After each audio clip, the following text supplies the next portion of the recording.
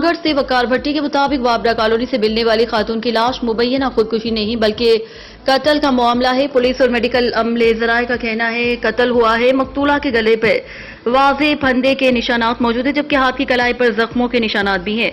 Medical और police ज़राए का कहना है कि 22 साल मकतूला अनीला जट के साथ जिनसी ज्यादती की गई। इसके बाद फंदा डालकर कत्ल किया गया है। पुलिस ने 4 मुलजिमान को अपनी हिरासत में लिया हुआ है। मजीद तफ्तीश जारी है।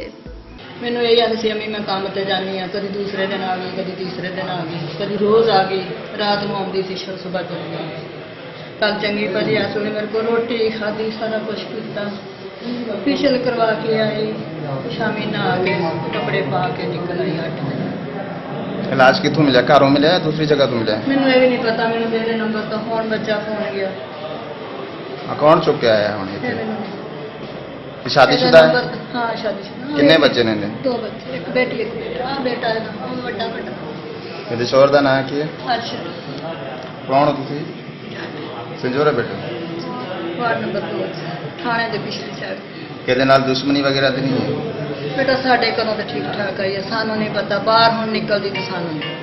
ਹੁਣ ਇਸ ਗੱਲ ਦੀ ਸਾਨੂੰ ਇਹਨੂੰ ਕਿਹਦੇ ਨਿਸ਼ਾਨ ਦੇ ਨੇ? ਛੁਰੀ ਦੇ ਨੇ ਕੀ ਗੱਲੇ ਬੰਦਾ ਪਾਇਆ? ਇਹ ਬੰਦਾ ਹੁਣ ਤੇ ਮੈਨੂੰ ਹੀ ਨਹੀਂ ਪਤਾ।